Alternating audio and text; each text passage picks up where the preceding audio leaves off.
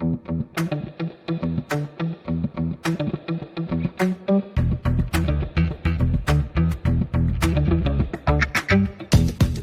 to the Lap Podcast. I'm Tristan Rines alongside Kevin Walker following an exciting and simultaneously disastrous Belgian Grand Prix. This is episode 2, 1.5 kilograms. In this episode, we're talking George Russell's disqualification and Mercedes win, Sergio Perez's hot seat, Carlos Sainz heading to Williams, and more.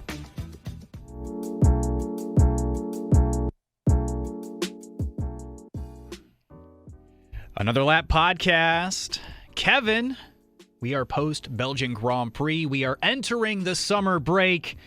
Honestly, I'm happy because of the results, but I'm sad that we're not going to have any more racing for what amounts to like the next month, I believe.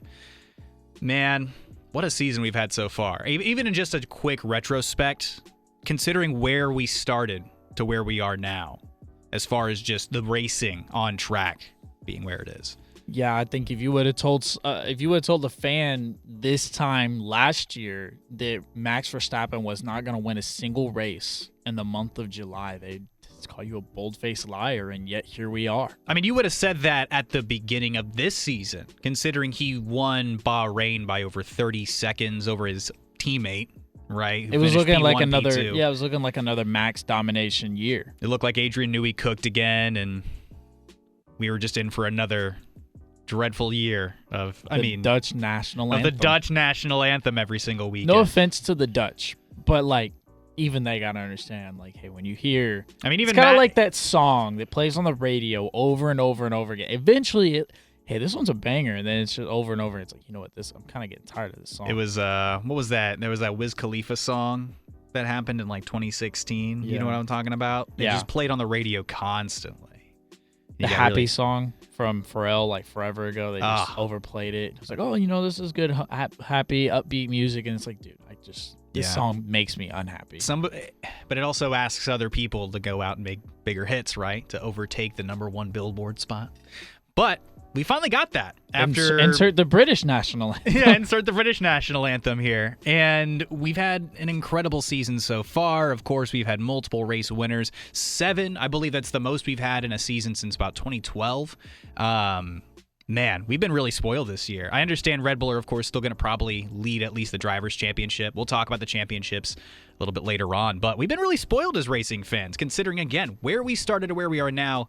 Man, if you would have told me at the beginning of the season, or even during, I don't know, the weeks of Monaco, right, that Mercedes would have won 3 races at some point this season, or even prior to the end of the summer break, that the Constructors' Championship would be relatively open for the taking, even amidst, we got a pretty solid battle for the 1-2, but, something happens. This is still a 4-way title fight. Man, we're really spoiled this year, but we are coming off of a very interesting, exciting, and even for some, a disastrous level Belgian Grand Prix. Look, as the resident Mercedes fan, I'll just say what needs to be said here, in my opinion, which is happy for the result overall. Lewis win 105, but George, it's a tough break. I feel so awful for him. I mean, he made a ballsy strategy call, lap 10 going to hards, and just, hey, the clean air is actually pretty nice out front. I feel good. Tires feel good. Let's run it. Ran it all the way to the end. Was even able to fight off Lewis Hamilton for a couple of laps. Mercedes, their first 1-2. I think at the time that, well, at least prior to the report coming out, they would have been the 4th team this season, of course, to have a 1-2. Man, going into the summer break looking as excited as ever for Toto Wolff and company. And then they finished the press conference, and as I believe the race reported, thunderstruck is the description of what George Russell looked like post-race, post-phone call, post-conference. Thunderstruck to learn that the car was, in fact, 1.5 kilograms underweight, under the weight limit. 798 kilos is the limit. They were at a 796.5 fuel drained from the vehicle, all the fluids, etc. No driver in it. An absolute botch by Mercedes. Yeah, and for all of our Americans out there, that's roughly about 3 pounds, just under. Just over. Just over. So it's terrible, man. I feel like George is like the good guy that always just kind of gets the bad look. This kind of reminds me of way back whenever there was that massive crash and he got out of his car to help. I cannot remember for the life of me who was in that car, but he got out to help the Zhou Guan Yu? Yes, Zhou Guan Yu get out of the car after that disgusting crash where his car flew and hit the barrier, and he was disqualified for helping out the driver. And it's just like, gosh. And it kind of just seems like George is the ultimate nice guy, a true competitor. He's a legit driver. He just keeps getting these these circumstances that keep kind of screwing him. I mean, I think the overall community around George Russell is kind of mixed, right? Because there have been times where he's been very racy and very elbows out and cost some people a couple of positions, so to speak. Carlos Sainz at Circuit of America. You kind of have to be if you're going to be a racer to win. I mean, you can't always fight clean. No, I think the argument still is nobody's perfect, right? But overall, George Russell, he does the right things. He's had a lot of really, really good results this year. It sucks to see a win in the fashion that he got it, right? That from P6 to P1 on track with a very bold strategy call, mind you, to win the race in a weekend that he was not expected to. He did all the right things for something completely out of his control, mind you, to cost him a race win, his third race win of his career, and a win that he could have really hung his hat on, right? I mean, 2022, your first race win is still a monumental moment. The second win he got of his career earlier this year in Austria, I'm not going to say that it wasn't earned, right? But it was very much so a picking up the pieces situation, Max and Lando's collision, allowing Mercedes to finally get that first win in a couple of seasons. But this one, the excitement, the jubilation that came with this win, the team radios where everybody was excited. The race ends. Toto Wolff's doing a FaceTime with his wife, Susie Wolff, and they're just really excited in the paddock. Everybody's celebrating. They're going crazy. Their first 1-2 since Brazil in 2022. Just for hours later, the reports to come out. Again, car underweight, very deflating. However, another picking up the pieces kind of moment. Lewis Hamilton, though, still there. You still have to be in the right position. They had a great race weekend all around still to finish 1-2, and even with the disqualification to still bring home the trophy from the top step. So, it's a loss of 18 points, especially while this constructors battle is really heating up. However, just a kind of tough result. You feel bad for George. Lewis Hamilton, even in another amazing win, the only driver this year to have multiple race wins, mind you. Still feeling gutted for his own teammate. I think coming out of this summer break, just clear the mental slate, get excited for the last 10 races of the season. But for Mercedes, just a less than ideal way to end the what effectively amounts to the first half of the season. Yeah, no, I agree. And just absolutely gutting for George. And a little bit of a shot. I just wanted to throw this out there to you as a Mercedes fan. I don't know if you saw this, but Formula One put out a tweet highlighting Fernando Alonso made the one-stop work to pick up crucial points at Spa. No, he had a great race weekend too. No, I agree. He picked from lap 13, I believe, was it? It's just, Yeah. I mean, it's. I don't know if it's so much a shot. I mean, it's still kudos to Fernando Alonso. Absolute stud, 2-time world champion of days gone by. But him and George were the only one-stop racers, or no? I think there was one more further down the line. I think maybe, I don't know if Nico Hülkenberg made it work because he pit really, really, really early in the race. I think he pit around lap 6, Maybe Yuki did. I could be mistaken on that. Of course, Yuki starting from, as he put it, Zandvoort with a 60-place grid penalty. Those were his words, not ours. Yeah, from Zandvoort all the way to P17. I mean, oh Jesus, hell of a drive for Yuki Tsunoda. But there obviously was a lot more that happened this weekend rather than wallowing in the Mercedes what could have been. Still a happy result. There was still more disappointment around the Belgian Grand Prix. And let's go to Red Bull. Sergio Perez. That's a tough one if you're a Checo fan. And then, if you remember last week, me talking about how I thought that he needed to win the race to keep his race seat. And then the announcement coming after the Belgian Grand Prix, I believe it was the day after. If not the day, it was at least 2. That Red Bull were committed to Sergio Perez. They were going to keep him with Red Bull in that second seat for the remainder of the season. But Man, I don't know if I even trust it going the rest of the way. I definitely don't. I definitely don't, because Max started with a 10-place grid penalty, and he still finished above Checo. And it's not like we're talking about a total performance difference in those cars. Ideally, they're supposed to be relatively the same. And I know we've already made this point that Max is way different, and he's obviously a lot better and younger than Checo is. But still, you can't, you shouldn't be. I agree. I don't think he lasts very long in that. He finished 24 seconds behind Carlos Sainz. He went from P2 and he finished P7. He finished 24 seconds behind Carlos Sainz in the Ferrari. And Ferrari had a solid weekend. I know you wanted to mention them. Kudos to you. You thought they were gonna have a really good result. Nice little. It was looking like it with the pole from Leclerc. Technical pole, I guess. Yeah, net pole. Yeah, but it was a weird weekend for sure. It's not like it was just a dominating performance for Mercedes. I mean, sure. I think Max had an amazing weekend as well, to go from P11 to P5 on track, netting P4, of course, after the disqualification. But you can't start from the podium and fall almost completely out of the points. He finished P8 on track, netting the P7, of course. Man, they're supposed to be far and away faster than the Ferraris, right? The Ferrari is at the moment pretty decisively the fourth fastest car on the grid. I mean, they had a pretty good weekend still, even with those circumstances, but overall, probably the fourth fastest car on the grid, and he finished, once again, 24 seconds behind Carlos Sainz. I think it's beyond questionable. It just adds to the run, by the way, of results for Sergio Perez since Miami, where he has not placed higher than P7 since Miami.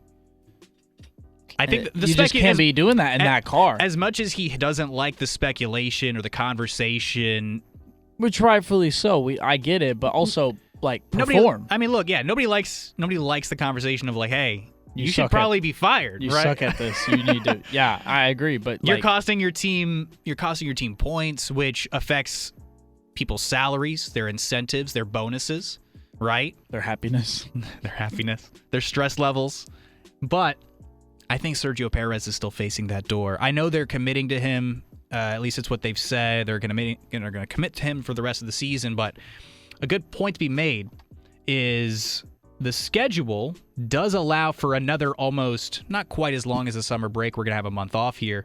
But there's going to be a 3-week period between Singapore to the United States Grand Prix at the Circuit of the Americas that is about 3 weeks long. So if you're a Red Bull and you're Christian Horner and you're, Helmut Marko, and you want to assess that second driver's seat and you do want to make a change, there is another window of opportunity for them to make that change. I think, and this is at the moment, it would probably be Danny Rick. I agree. Danny's had a pretty good run of races very recently, had some good performance. He netted himself a P10 after the DQ, so finishing P11 on track. He's been outperforming Yuki at a couple of these key races as well. So going from potential cut candidate to potential Red Bull Racing seat candidate, quite the swing, but that's kind of where Red Bull is right now. And going into next season, I believe you had sent me this. They're assessing their options going into the 2025 season. So even though Checo signed that 1+1 and he's supposed to be signed for next season, the performance is not giving the Red Bull organization enough confidence to say this guy is for sure going to be with us next year. Yeah, we kind of talked about it last time. You're only as good as your last race, and that I think stands especially true right now for Checo, that it's hey, we're pretty much evaluating you based on your last race performance. And for Checo, it's his last 8 race performances. And no, I agree. But I think they're kind of hey, look, if you keep, I don't know what they're setting that margin at. Maybe it is P7. Maybe he's all right, I'm good once I get to P7. I don't know. For a car that's going to probably win at least one of the championships it shouldn't. I'm halfway joking, but I don't know what they're hey, you need to accomplish this in order for us to continue giving you the spotlight. I don't think that I know what they say. Hey, we're committing to him through the rest. I agree with you. I don't see that really coming to fruition. And the fact that they've already came out and said hey, his 2025 seat is already in jeopardy. Even if they do stick with him this year, it is not a certain thing that they will stick with him next year. No, not at all. I would be really surprised. The other thing, too, is looking even further down the Red Bull system, Isaac Hadjar in F2 is leading that championship. He had a very impressive drive over the weekend at Spa,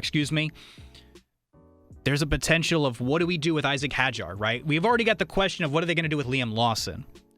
Checo was kind of stopping that, right? He's holding up the line, so to speak. I have a really tough time unless he pulls out one of the most amazing comebacks in the second half of this season. I have a very hard time believing that Checo Perez is going to be a member of the Red Bull racing outfit moving forward. At least I would even be shocked if he again lasts past Singapore. But Singapore is a place that he's won before. Azerbaijan is where he's also won before. He's got a couple of races here within this stretch between Netherlands to Coda where, look, you've been good here before. Just get back in your bag, my man. If he can't do that, and that's probably what Red Bull's wanting. Yeah. They're like, hey, look, we know your track record performances here. Show us what you can do, and we'll determine if we're going to keep you or not. Yeah. It's very simple. If Checo could find a way to win, he's in. Yeah. He's at least got it until the end of the year. I mean, if he can net one race win before Coda, I would say, yeah, they're going to be confident they're going to keep him around, but I don't see it. I don't either. I don't either. Yeah, but let's switch over to his teammate, who did have a really good race weekend. I mentioned Max Verstappen from P11 to P5, net the P4. He has not won since Spain. I think this is one of the longest stretches of his career since 2020 that he hasn't won or 2021 at least, that he hasn't won a race in over a month. So very notable. Good for Red Bull to have had a car that good for that long, of course, even across two different regulation periods. But, man, 88 points is still what separates Lando from Max. And I wanted to just put this debate together. Is 88 points, I believe last race weekend it was 87, so Max still extended that lead out by 1 because of a Norris botch, lap 1, turn 1, going into the gravel, starting P4 and then falling all the way down to P7, I believe. So not quite ideal if you're Lando Norris, if you're trying to make up that gap. Max Verstappen, even amid all of that, is still creating a lead, right? The Drivers' Championship is still somewhat out of reach for McLaren, who are kind of prioritizing that Constructors' Championship. Your thoughts on that lap 1, turn 1? I mean, it's pretty simple. Lando botched it. He said it. Everyone knows it. I know there's been discussion in McLaren that maybe Piastri's performing like a stronger driver, and it definitely shows on track here lately. I'm not saying I'm giving up on Lando whatsoever, because I would take Lando over majority of drivers right now, in F1. But Piastri has been the overall stronger driver, more consistent, finishing in the higher points. Obviously coming off his previous race win before Spa. I don't know really what's going on with Lando. I don't know if it's kind of like he's in his head kind of thing and needs to get right. But he hasn't necessarily been all too much himself. It really just did not look like his weekend from the start of practice. At this moment, Lando doesn't strike me as a championship level driver. Simple, clear, and cut. I mean, the turn 1 mistake, it's not like he was pushed off and put into the gravel there. It was just him. It was just a mental error on his part. But there have been opportunities for Lando to kind of cement himself as like, yo, I'm here. I've arrived. I'm him, right? And he hasn't had a chance, or not a chance, he just hasn't taken those chances that have been given to him. There was an opportunity for him later in the race to pass Max with DRS down one of the primary straights, I believe, after Eau Rouge. Can't remember the name of that straight. But he had the opportunity to pass Max and was not able to get past him, I believe, twice. And effectively, that's what allowed Max to retain that P4 finish, P5 on track. And I just don't think he's used to this spotlight. To be fair, I don't think anybody in McLaren is really used to being in this position where they're net the fastest car on track, right? But strategy down, the car is quick, he's quick, but at this time, I don't see that killer instinct. I don't see that mentality of, look, I need to be perfect. I'm striving for that perfection. Everybody's human. Everybody makes mistakes. But I find myself watching Lando's performances, and he kind of finds himself into these mistake windows a lot more than Max, than George, than Lewis, right? Still a great driver, amazing talent, but the lack of putting all the pieces together, I think this is a huge year for Lando. I think the Drivers' Championship is still just out of reach. Max is not going to be putting himself in a position where he DNFs twice to really open up that window. That 80-point margin for 10 races, I think Max will, majority of those races, probably still finish either right next to Lando at the end of the race weekend, or he'll still probably be finishing right ahead of him. So, but even if you're looking at it from a constructor's standpoint, we need Lando to compete for wins. Mm-hmm. Yeah, I mean, obviously we need him and Piastri to compete. That goes without saying. But I mean, if Lando is the better driver, which he is supposed to be the better driver, right? Which is no shame to Piastri, because Piastri knows that as well. We need wins. We need wins, no matter how you can get them. Going into this weekend, I even said last week that this was the weekend for McLaren to. This is theirs to lose. You've proven that you have the fastest car over the last few race weekends. However, Mercedes have picked up 3 out of the last 4 wins. You know what I mean? Yeah. So at a certain level, it's like either there's errors within the pit wall, there's errors in the driving, whoever's driving, there's errors everywhere. You need to be able to take the hard work you put into the car and reward yourself with it. And at this moment, you're looking at the Max Verstappen, Lando Norris battle. I think that championship battle is just a little bit out of reach. And that's not to say that next year isn't going to be any more exciting, though. I think fresh slate, maybe next year, this is going to be a real opportunity. If McLaren think they have a championship-level driver, championship-level car, and they walk into next season with all those pieces put together, yes. I just think that the overall rise for McLaren, yeah, they're probably going to focus a little bit more on the constructors. That's perfectly fine. But if Lando Norris wants to have the community of Formula One believe in him the way that you believe in him, he still needs to show me. I want Lando to do well. I expected him to win this weekend, and he delivered.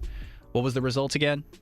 He delivered a P6. No, he delivered, I believe it was a P5 actually after the disqualification. P6 on track, P5 net. So he's still got work to do. Moving on from Lando Norris, we have some driver lineup news. Carlos Sainz signing with Williams. A big get for Williams. Huge get for Williams, who at the moment in the constructors' standings are sitting in a 4-point ninth. So don't you forget about those 4 points. Thank you, Alex Albon. He's been cooking. He's been doing his best anyway. But well, now he'll have a nice running mate. Yeah, he really will. I think this probably the best running mate he's had. Look, tip of the cap and a nice little golf clap over to James Vowles for helping make this all possible. At the end of it all, looking at the options that Carlos Sainz did have towards the end of this process, right? You're out of the Mercedes running. Red Bull are not necessarily going to pick him up to make him the second driver. There's some history there. It didn't really make a lot of sense for them. Ferrari, obviously, leaving Ferrari. So your options became very limited if you're Carlos Sainz. You're not going to Haas. The money probably wasn't there, right? Alpine are going from being a works team. There's even speculation they could be selling the team. And we're going to talk more about Alpine shortly. But too much turnover, too much turmoil, if you will, within the Alpine unit.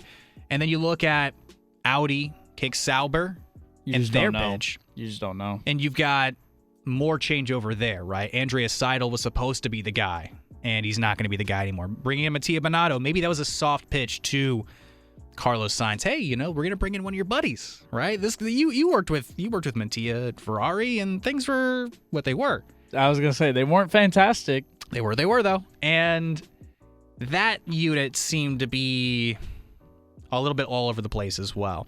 through all of this, the consistency of Williams, James Vowles, and the direction and maybe the performance isn't there at the moment. Next year, I don't think they're expecting to be fighting for anything more than the midfield, which is fine.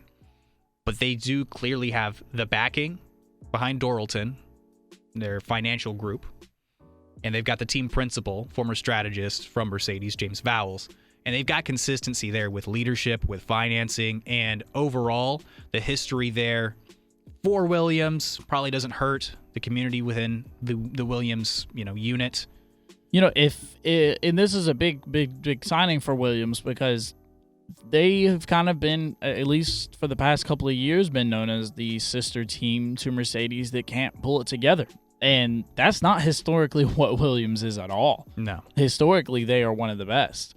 And, James Vowles is trying to bring that back to life. Alex Albon is a fantastic driver. We've kind of always been curious to see what he would do in a competitive car, other than his few chances with the Red Bull seat. But, it could be huge for Carlos, because if he goes over there and, him, Albon, and, Vowles, and they kind of figure out that team, and obviously... If they can get off the 2026 hot... Yeah, exactly. But if they can figure out that team, they can put points there, they can be a competitive team, then Carlos could be one of those faces like, hey, he helped bring Williams back. Well, he could have more of an impact on Williams than he could have on any other team, if that makes sense. And in my opinion. And mind you as well, like, Vowles has just continued to prove that Williams are on the up and up. I mean, making some key engineering signings from a number of different units, bringing people in from Red Bull, Ferrari, Alpine, Mercedes. I mean, bringing in a lot of key personnel, engineers, aerodynamicists, etc. Everything behind Williams at the moment just looks to be a net positive. You can look at the constructors' battle, of course. I think last year was a very outlier year, very similar to how Haas are this year, right? I think I may even made this comparison last week, where they're kind of outperforming the expectation. They had a leadership changeover, but they're performing really well. I think last year for Williams, they were surprised that they were even in the position to be netting the P7 in the constructors at all. They were expecting to be a 9th to 10th. This year, they've kind of come back to earth, but the expectation should never have been where they were in the first place. Even James Vowles walking into last year was like, look, this is not going to be we are a development team. This is a team that is on the way up. This is not the finished product. We are working towards something. I think Carlos was incredibly receptive to that messaging and saw the consistency within the organization from the top down, and it made the decision all that much more easy. And then walking into 2026, there has to be something there for him that looks very promising, even if they're not immediately fighting for championships, right? I don't think anybody's expecting Williams to be fighting with Red Bull or Mercedes or Ferrari or McLaren at the beginning of 2026. But if there's real promise there, I mean, you become one of the faces of that. And on top of that, you have a very good running mate. You mentioned already, Alex Albon. That's a very, very, very solid driver lineup. Looking at the driver lineups going into next year, car aside, that's a unit I would love to have. No, I completely agree. I mean, that's a unit that's better than a lot. Yes. Yeah, I like that unit more than I like, Aston Martin right now. However you want to feel about Lance Stroll, I do like Albon and Sainz more than that combination. Nico Hülkenberg going to the Kick Sauber unit. We have no idea who his teammate's going to be. Pierre Gasly's still looking for a teammate at Alpine right now, and it's probably going to be Jack Tuan if I had to guess. I wouldn't be super shocked. He's been their reserve driver throughout this year and that process, and then you have V-Carb, obviously. Yuki Tsunoda's still looking for his teammate. Mercedes are still trying to figure out exactly what they're going to do with that second seat. My intuition is telling me they will actually graduate Kimi Antonelli up to be the second seat driver, because I don't think they're going to get Max Verstappen. Get ready, kid. Get ready, kid. I think that's going to be a good move for them. Overall, though, I like this lineup. It's not Leclerc-Hamilton, right?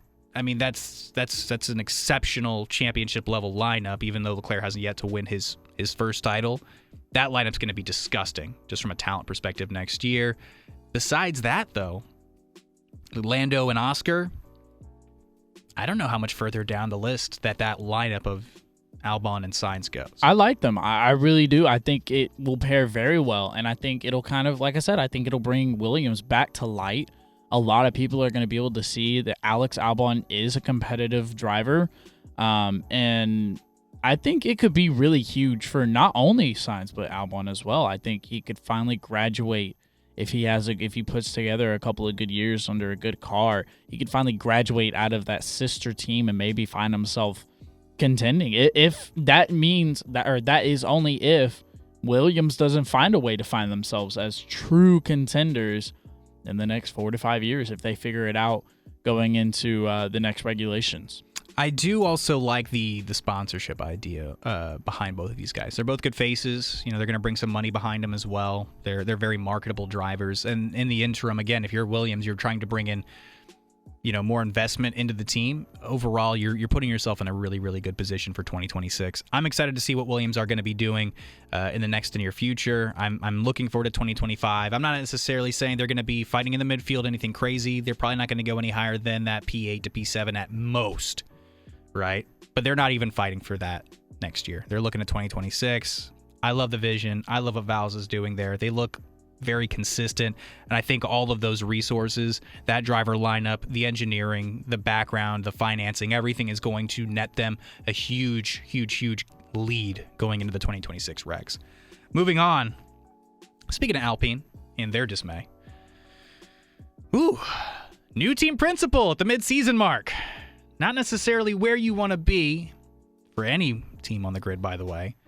Going into the mid-season, the summer break, Bruno Famine out as team principal just a year after they ousted Otmar Zafnauer as the team principal at Hungary, I believe, was when it happened last year. And now Oliver Oakes, the youngest team principal on the grid, 37 years old. You've done some reading into Oliver Oakes. I haven't had a real chance to. So, Kevin, tell me about this guy. Tell us about this. Yeah, so Oliver Oakes, he's 37, which is, youngest on the grid at the moment, but he is the second youngest in history, which is a significant number. His father, Billy Oakes, he founded Renault. Renault might be a name you remember. Yeah, Renault. Yeah, you might know that name. The T's silent, whatever, sue me. Multiple time karting champion, as most former drivers are. He decided to take an alternate route out of F1. He did the single-seater racing for a couple of years, but after that, he got into the director role. He was part of multiple mid-level junior championship contending teams. He has a very good history of directing in underneath the F1 ranks, and now he's going to finally get his shot with the less than clean Alpine team. I think it's one way of putting it, right? Alpine right now, they're fighting at the back of the grid. I mean, what was the race finish for Pierre Gasly? I don't think it was anything higher than like P18, something of that nature. Esteban Ocon, I believe, finished. I believe he might have finished in the points. You can keep me posted on that. Excuse me. But the cool liveries aside, Alpine right now are just kind of in this middling area of mid to bad.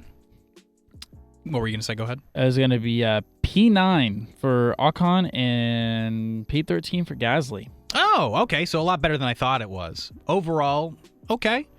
P9 for them right now. Which, was speaking a good weekend. Speaking of the livery, I did see, off topic, Deadpool. Very much worth it. Okay. I haven't seen it yet, so it was no great. Spoilers. I'm not going to spoil it, but the suits did not help them at all. Okay.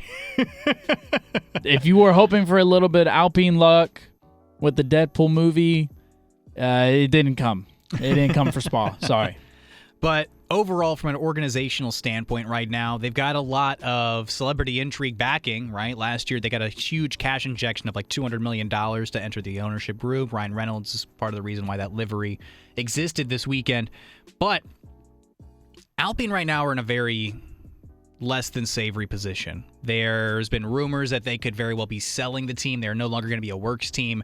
They're looking like an engine customer for Mercedes as soon as 2025, by the way. It's not really a place you want to be. They're not wholly attractive to any drivers currently on the market that aren't already at least in their system. I think their market right now for the seat opposite of Pierre Gasly is probably going to be Jack Doohan, who they brought up through the ranks, last raced in F2. Overall, maybe I just don't see this team getting... This is probably one of their better weekends this season. I don't think that Alpine are going to get much higher than this. I think maybe there was one more name tossed into the conversation for that second seat. Mick Schumacher has been tied to Alpine as well, currently the Mercedes reserve role driver, but I know he's going to be doing some series with them, with the Alpine family in the near future. It's just not an attractive place to be. Not at all. It's not a place you want to be. You want to talk about how Williams is on the up and up. Alpine is on the down and down, it kind of seems. I mean, do you think there might be an avenue for Andretti maybe to, instead of trying to, find their way onto the grid as the 11th team, do you think that there's a window for them here where, either there's been conversations where V-Carb were up for sale at one point, or could have been Renault. There's been a lot of speculation recently. They could be going up for sale. You think that maybe is an actual viable path forward for Andretti? I don't know, man. It's kind of, you got to look at where things are heading, and it's not looking really good right now. And there's not really any driver or any team principal that's going to come and save the day. And that's no shot at, this Oliver Oakes guy. I mean, he could be a great team principal, but it doesn't matter if the car sucks. You have terrible team chemistry. I mean, it was incredibly overweight to begin the season, I believe. They've got that huge nose contributing a lot of the weight issue, I believe. So, I mean, there's only so much that you can do. And I mean, if the money starts to dry up, I guess that's what I mean. Like, does Andretti have a legit chance here trying to get onto the grid if they just outright purchase one of the most historic teams in Formula One? Just for the grid position alone, because they've got their big headquarters that they're building out there in the UK. I believe Alpine obviously are based out of Enstone, but I think maybe if you're an American racing fan, you're an American Formula One fan, I'm just saying, maybe they sell that team. Could happen. It could happen. Crazier things have happened, as they say. Certainly. And speaking of crazy things, looking at this championship battle, we already kind of addressed the Drivers' Championship a little bit earlier, Lando Norris, Max Verstappen, but I wanted to talk about the Constructors' bout. Right now, Red Bull are still in the lead, 408 points. McLaren, hot on their heels at 366. Ferrari are kind of drifting back from that P2.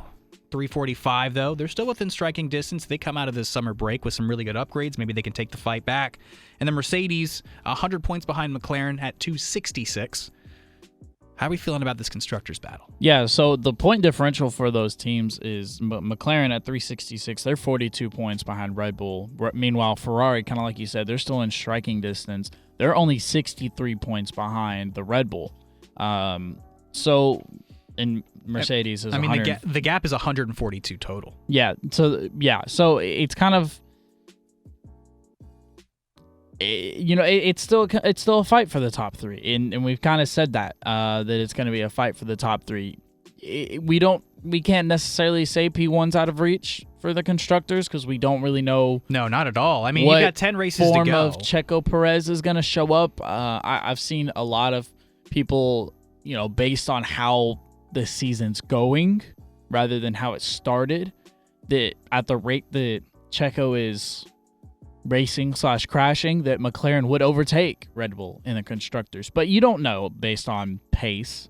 That doesn't always stay true, because if Perez decides to come back and turn it on and become a legit driver, even win a couple of times, then no, P1 is out of reach. But you just don't know. So where you're sitting is everything really hinges on Checo. Everything hinges on Checo, because you know what you're going to get from Max, right? Like I would not mark down or be a betting man to put that Max is going to DNF in any way, shape, or form. Yeah, he'll take the 10-place grid penalty rather than DNF. Yeah. with an engine. So you're not, like, what you're getting out of Max. It's going to either be a winning weekend or probably finishing somewhere in the top 5.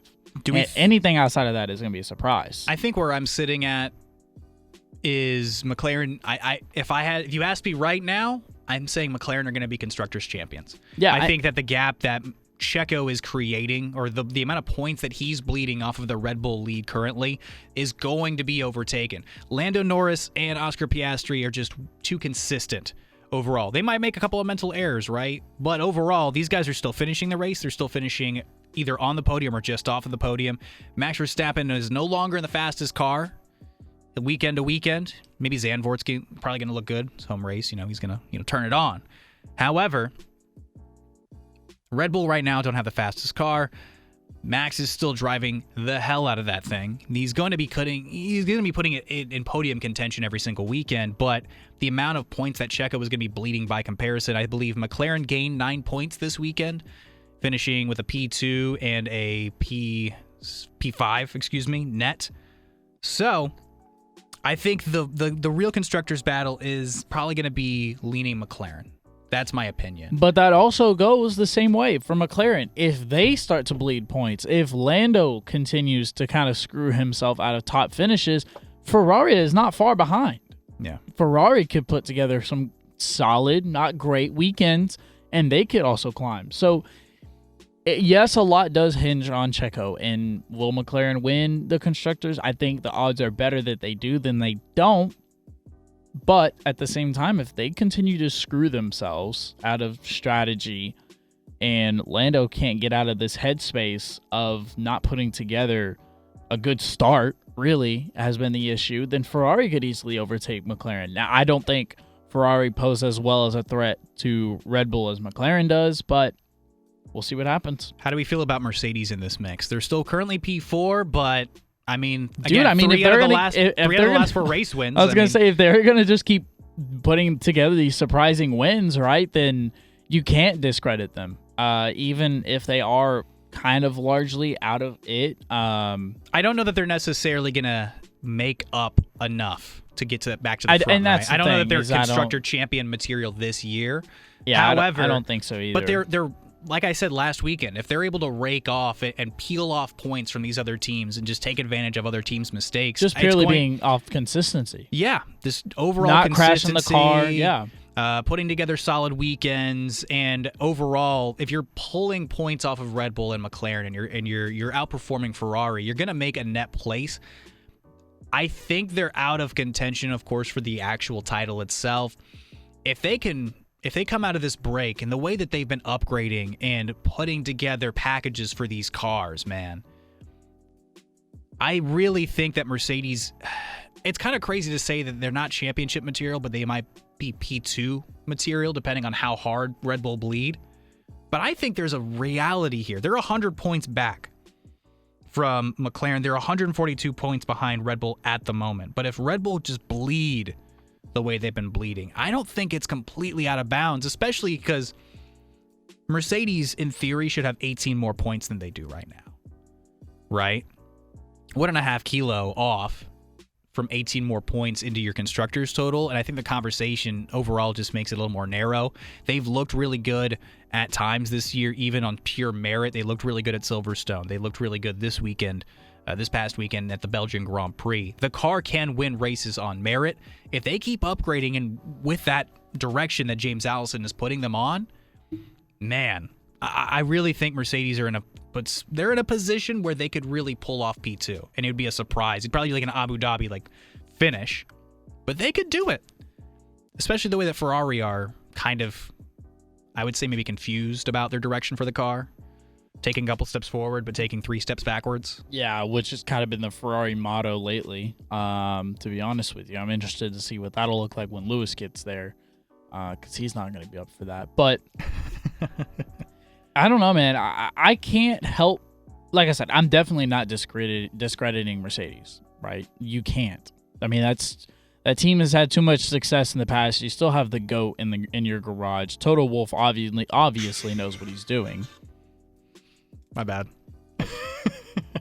You can't discredit Mercedes because, you have the GOAT in your garage in Lewis Hamilton. Toto Wolff obviously knows what he's doing. That's a championship caliber team. You don't know what they can put together, right? I mean, a couple of 1-2s over the next few weekends, and they're in that fight for real. Yeah. Which maybe you would say, nah, they're not going to get any 1-2. Well, here they are, winning races and putting together 1-2s. Either which way you want to put it. Yep. I know that technically this past weekend doesn't count, but you see what they can do. Yeah. I mean, they're an outlap away, quite literally. They're an outlap away from having the 1-2 this weekend. And that's insane. So you can't discredit Mercedes. With a Ferrari team, like you said, they don't really know what they're doing. other than just trying to put together solid individual performances, as it kind of looks like. They're not really fighting as a team. And McLaren, they're pretty much a Lando Norris trying to figure out what he's trying to do away from, hey, are you going to contend for P1 or are you going to let Red Bull run away from it? So I can't help but just, they're gonna put together a fight for sure.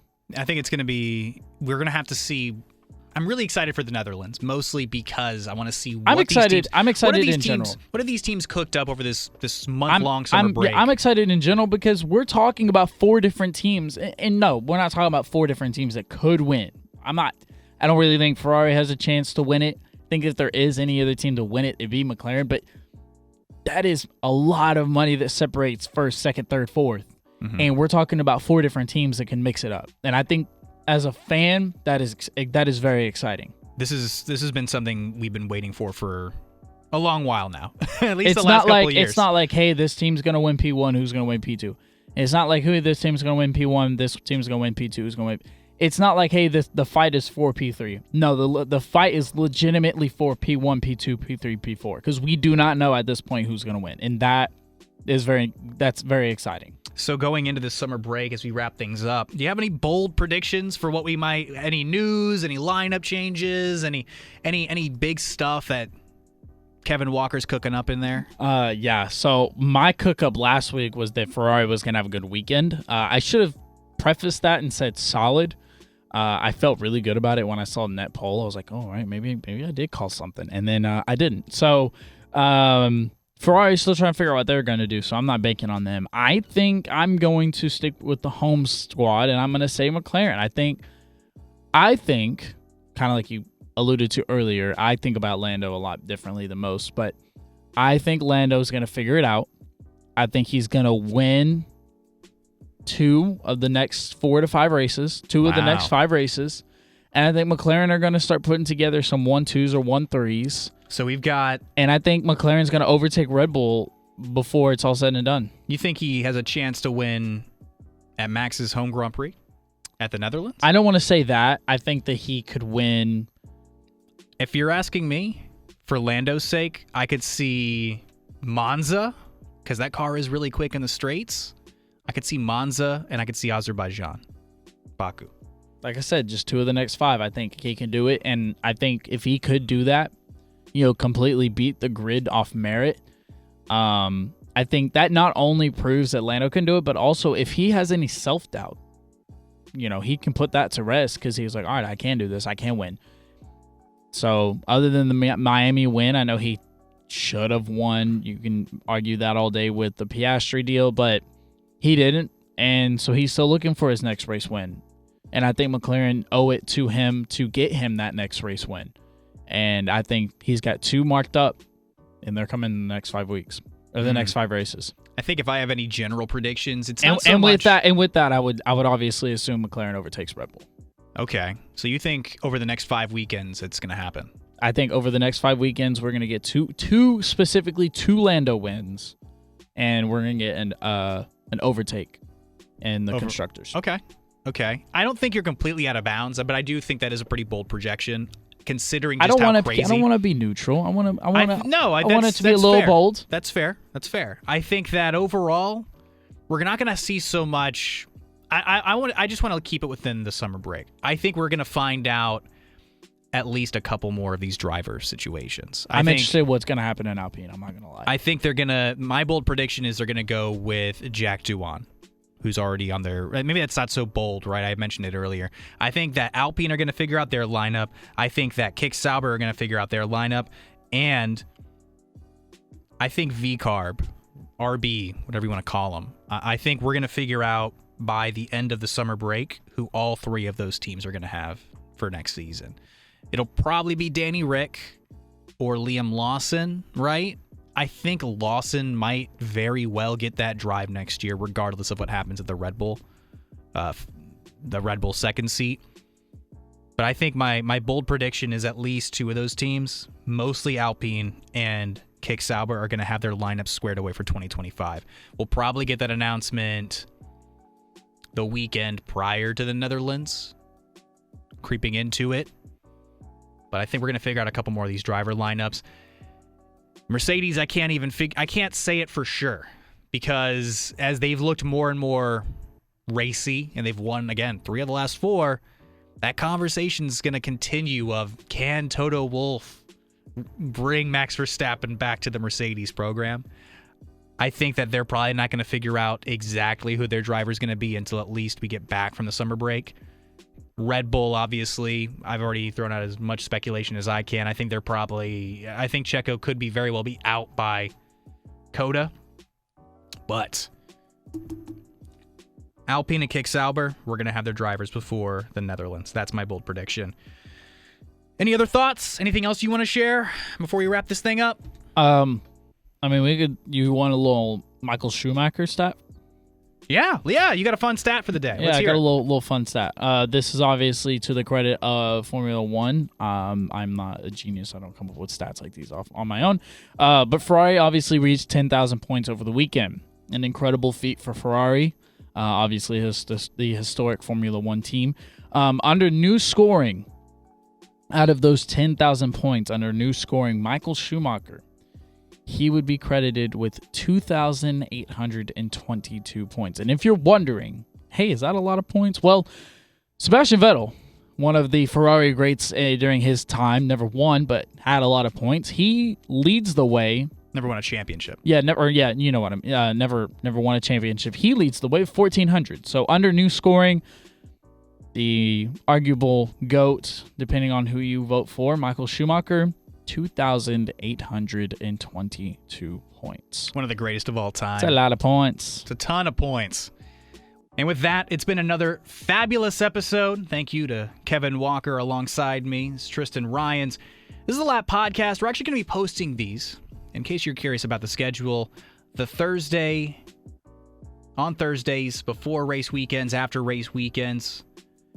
Any major updates, you can still find me on YouTube, Tristan Blake Ryans, and I'm going to be doing any general news updates, anything relevant. Yeah, and look out for our social media. It should just be the Lapped Pod. We'll make sure to update y'all with that as we continue to work behind the scenes, getting everything posted. You should be able to find this on all of your available podcast platforms. But like I said, any updates we get for social medias or podcasting, we will be sure to let y'all know through the airwaves. And if you follow us on the socials, we'll get y'all updates through there as well. So, thank you guys for listening. This has been another episode of the Lap Podcast. We'll catch you guys August 22nd.